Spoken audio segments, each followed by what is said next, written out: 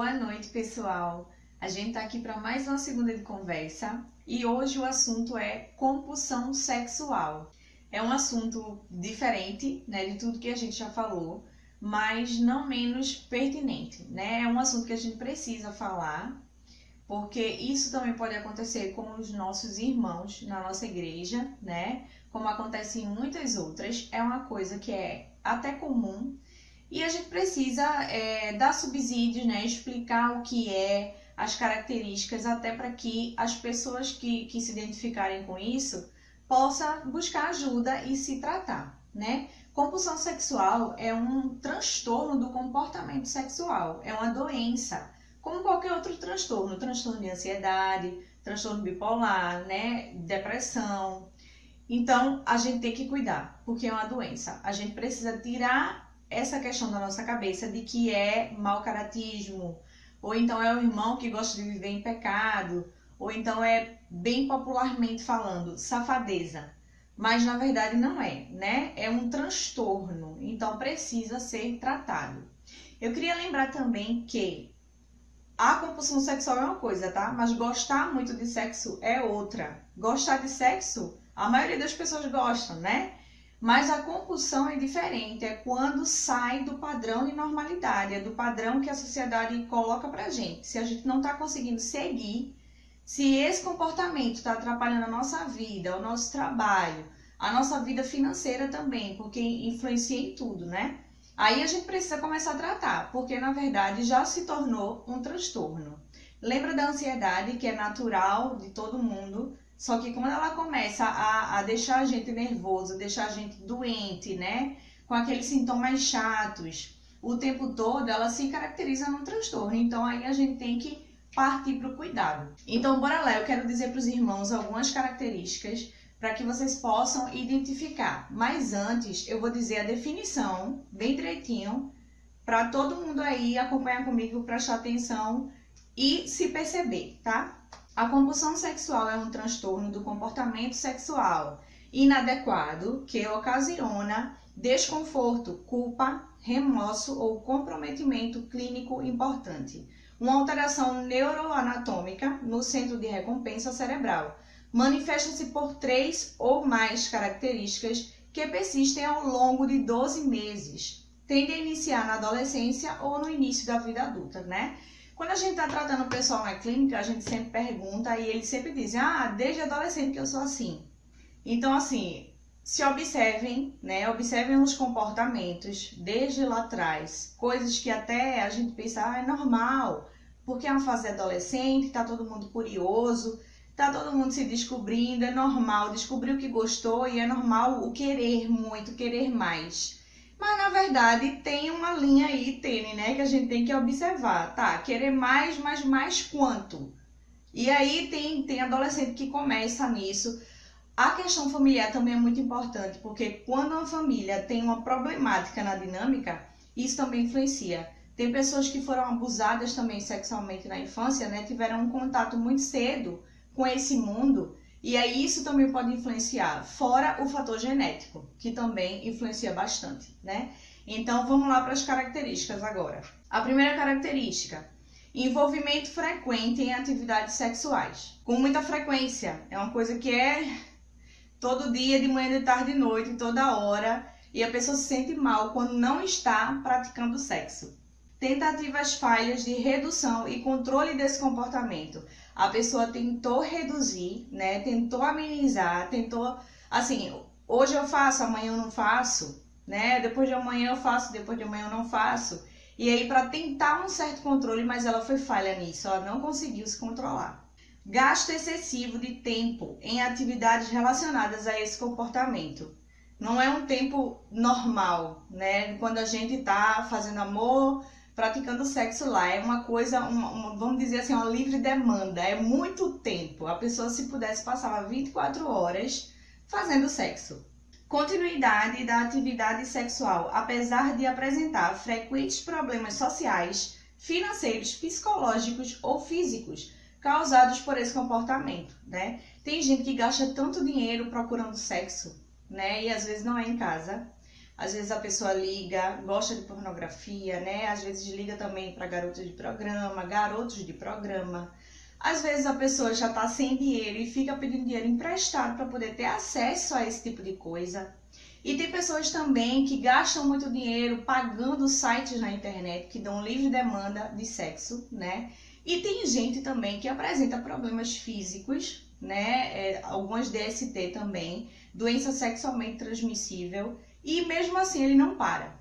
Mesmo assim ele não para, sendo afetado na vida financeira, na vida social e também no seu físico, na sua saúde. Mesmo assim ele não consegue ter um controle. Essa é outra característica. Necessidade constante e progressiva de aumentar a frequência e intensidade dessa atividade em busca de prazer, né? Ele tem uma necessidade frequente de aumentar o tempo que ele gasta nisso, de aumentar as situações, né? Por exemplo, ele só é viciado em masturbação, ele sente a necessidade de ser viciado também em buscar, né? Ser viciado não, mas buscar pornografia na internet, ligar para alguém, fazer sexo pelo telefone, e aí isso vai se expandindo e vira uma pluralidade, sabe? Não é mais uma coisa, ele tem a necessidade de buscar mais. Outra coisa, inquietação e irritabilidade na impossibilidade de exercer atividade sexual. Quando ele não pode, cai o mundo dele. Ele fica extremamente irritado, não tem paciência, porque a única coisa, né, o único objeto de interesse dele é aquela situação ali, é o sexo em si. Então, quando ele é impossibilitado, né, tem um horário de trabalho, a esposa não está em casa, ou ela está em casa e isso impede que ele veja e fique na liberdade ali daquela situação, ele se irrita facilmente por causa disso. Repetidamente se engaja em fantasias, impulsos, em resposta aos estados de humor disfóricos, né? Isso também pode ser, essa compulsão também pode, assim como a compulsão alimentar, que eu falei em um dos vídeos aqui, essa compulsão também pode ser uma resposta ao transtorno de ansiedade, à depressão. Então ele responde sempre assim, quando ele está nervoso, ansioso, ele corre lá para o sexo, porque é a válvula de escape dele. Se engajam repetidamente em atividades sexuais a despeito do risco de dano físico ou emocional para si mesmo e para os outros, né? Tem casos que eu acompanho também, que o marido já tem problemas com a esposa, né? Já teve problemas com filhos, porque o filho pegou, né, ali no flagra ele fazendo alguma coisa. E mesmo assim ele tem um remorso, ele sente uma culpa, mas isso não faz com que ele mude de comportamento. Ele não consegue sair daquele problema, né? Então, assim, ele já está se prejudicando emocionalmente, socialmente. As pessoas perdem o respeito e mesmo assim ele não consegue parar, mesmo sabendo também que está fazendo a família dele sofrer, né? A esposa sofrer, o filho sofrer. Tem muitas pessoas que estão mergulhadas nessa compulsão e não conseguem mais ter o sexo na família, né? Normal, com a sua esposa, com seu esposo, não consegue mais. Porque ele fica tanto tempo se desgastando com aquela compulsão que ele não tem mais energia para a pessoa que está em casa. Ou então, ele só funciona se tiver alguma coisa relacionada a isso. Tipo, só vai fazer sexo com a esposa se ele conseguir ver alguma coisa, alguma pornografia, se ele conseguir acessar um site, se ele conseguir ligar para alguém de fora e colocar a pessoa naquela situação junto com a esposa, né? E aí vem uma terceira pessoa no sexo naquele momento. Tem muitas pessoas que fazem isso, tá? Isso é mais comum do que o que a gente pensa. A gente pensa que na igreja não tem isso, que não pode acontecer. Mas a igreja é feita de pessoas normais. Do mesmo jeito que a gente tem transtorno de ansiedade, depressão, pânico, esquizofrenia, borderline, bipolaridade, tudo isso, transtornos do humor, a gente também pode desenvolver uma compulsão sexual, tá? Isso não é incomum. E a gente precisa ter muita sabedoria e muita racionalidade para pensar nisso com naturalidade e ver que a pessoa tem uma doença, né? As esposas aí que pedem sabedoria a Deus, até para ajudar seus maridos a saírem desse problema, né? Elas podem também ser uma luz e dizer para ele, ó, eu acho que isso aqui não tá normal, não tá dentro do padrão que a gente espera de normalidade, a gente já tá vendo que tá trazendo muita dificuldade para nossa família, então vamos procurar ajuda. O problema é que os cristãos não procuram ajuda. Primeiro eles têm vergonha, né, e por achar que só eles estão passando por aquilo, que aquilo ali não é normal. eles se entregam aquilo ali e fica, só cresce, né? Só progride a doença, porque não trata, por causa da vergonha, e também porque, no final das contas, é prazeroso, né? Aquilo ali é uma bola de prazer para ele, é uma bolha de prazer que ele tem. E, na verdade, no fundo, ele fica sem querer deixar. Então, isso também impede o tratamento, né? Até porque muitos têm medo que não vai funcionar mais, sabe? Quando ele foca na família, ele não vai mais ter aquele prazer que ele tinha antes, ou que, na verdade, nunca teve o prazer o mesmo que ele tem na compulsão, é diferente. Então, isso também atrapalha, né? Tem pessoas que passam muito tempo casadas, mas sem ter uma vida sexual ativa, porque ele está demandando muita energia para essas coisas. E assim, pode ser plural, tá, gente? Não é só masturbação, não é só ver sites na internet, não é só ligar para pessoas, garotas de programa, não é só isso, não é só a observação das mulheres na rua, a observação das mulheres na igreja até, não é só isso, tá? É uma pluralidade, então assim, eles fazem de tudo um pouquinho. É bem difícil, mas é tratável, tá? Bom, a próxima característica aqui. Sexo plural, né? Que é isso que eu acabei de falar. É diferente das parafilias, tá? Parafilia é sadomasoquismo, né? É voyeurismo, quando a gente gosta de ver os outros praticando sexo, né? Que você fica observando as outras pessoas nuas também. Parafilias são diferentes da compulsão sexual, tá? É importante vocês saberem disso. É uma coisa só que envolve masturbação, pornografia, sexo com adultos, sexo pela internet, por telefone, clubes de striptease e outros. É tudo isso aí. Então, assim, é um assunto difícil.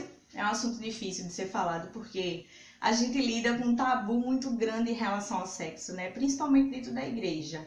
Eu não sei por que as pessoas têm essa dificuldade, se todos nós sabemos que o sexo foi constituído por Deus. Assim como família é um projeto de Deus, o sexo também foi criado por Deus, né? O sexo puro, abençoado, aí vem as outras coisas mundanas e contamina tudo e as pessoas começam a sujar aqui um pouquinho, sujar ali um pouquinho e vai achando que é normal, vamos dar uma pimentada. Essa pimentada a gente tem que ter muito cuidado, porque isso pode virar um vício e aí depois se torna uma compulsão. Porque você não pode ter um sexo simples, gostoso com a sua esposa, né? Tem uma mania também, as pessoas de dizer que sexo entre quatro paredes vale tudo. Não é bem assim, tá? A gente precisa muito, como cristão, observar o que a palavra de Deus diz, né? A gente tem que perguntar para Deus o que é puro, o que é impuro, saber entender a voz do Espírito Santo que fala com a gente e saber o que é que a gente deve fazer. Sexo entre um marido e mulher, minha gente, de maneira pura, tem que ser feito e muito.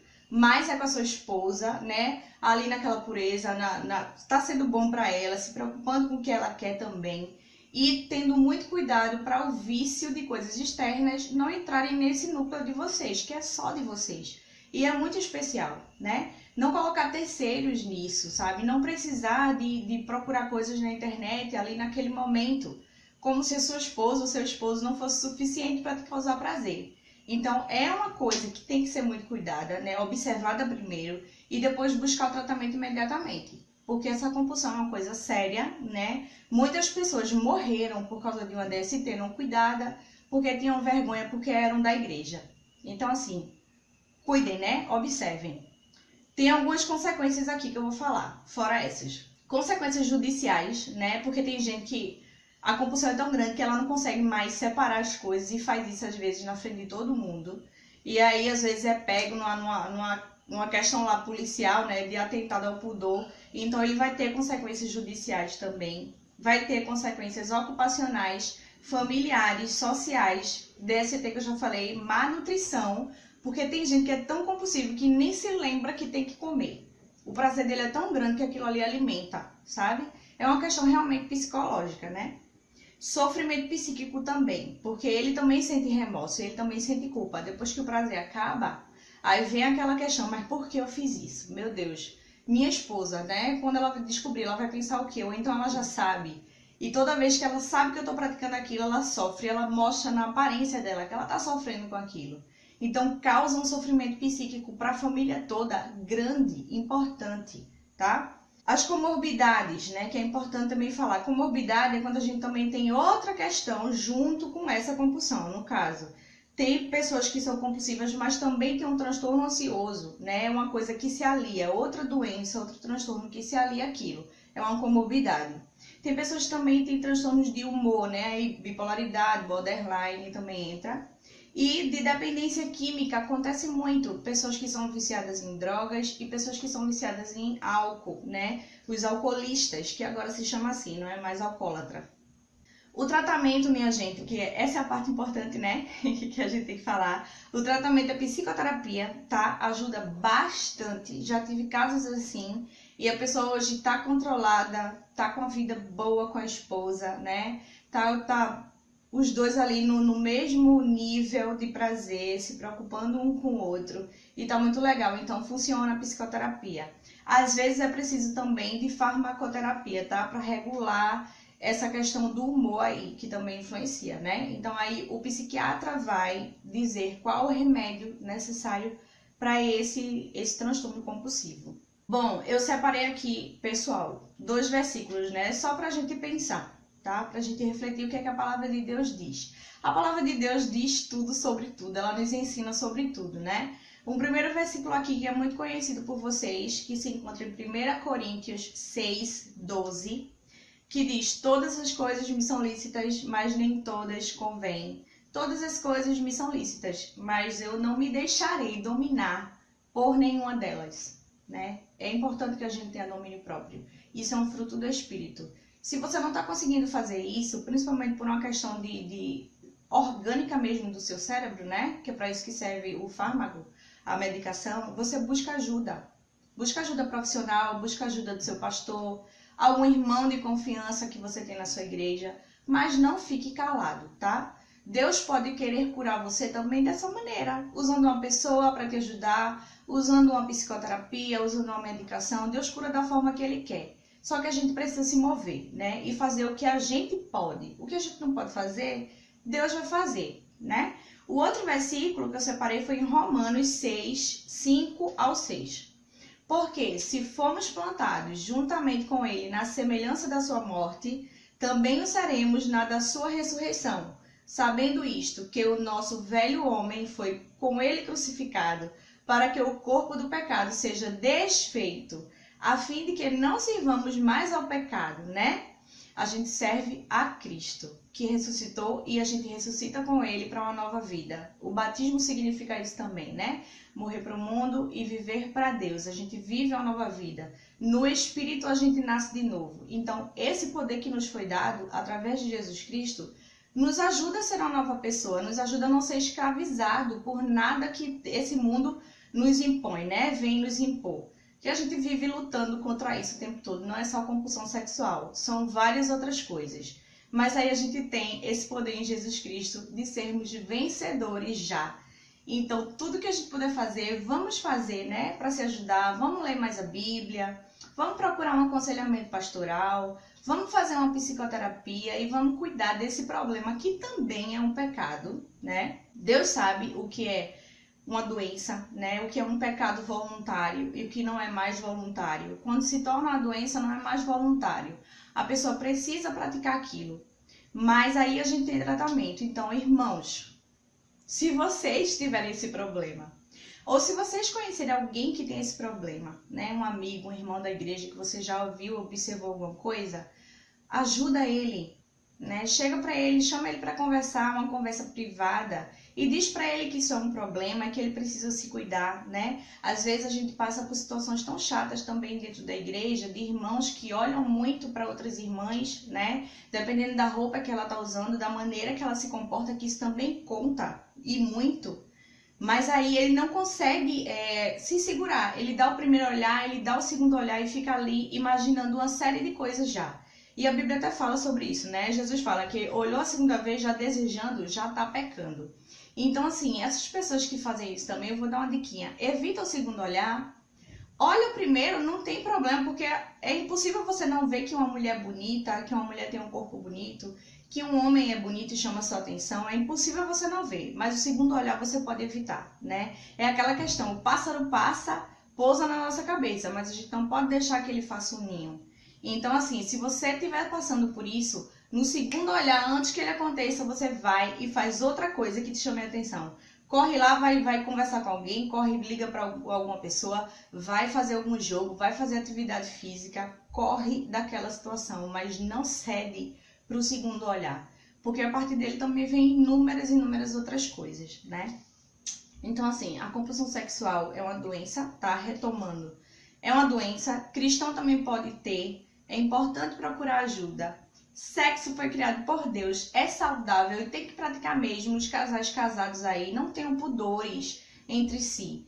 Pensem também na questão emocional, no caso de que Deus sempre disse que a gente forma um só, né? Então, assim, eu tenho o meu prazer, a minha esposa tem o prazer, tá? E nós dois temos um prazer juntos e nos tornamos um só. E a gente divide esse mesmo prazer que é grande. Eu não posso ter o meu prazer sozinho, sabe? Eu não posso ficar buscando esse prazer sozinho, procurando outras coisas e a minha esposa não fazer parte disso. Não é isso que Deus quer pra gente. Não foi isso que ele quis com a instituição do casamento. Então, assim, sabendo de todos esses princípios, né? Vamos lá procurar ajuda. Não tenha vergonha, porque se tratando de um transtorno, é uma doença. Não precisa ter vergonha, né? Independente da forma que começou. A gente vai investigar isso em terapia, vai ver a origem do problema, né? Usando a psicanálise. E depois a gente vai usar o TCC, Teoria Cognitivo Comportamental, para mudar essa questão do comportamento. A gente trabalha mudando o pensamento, a crença, né? Na verdade, para mudar o pensamento e mudar o comportamento a partir disso. Mas aí é preciso uma ajuda de um profissional, tá? Não adianta você tentar fazer isso sozinho. Você sempre vai falhar, porque é preciso técnicas profissionais para você lidar com essa compulsão.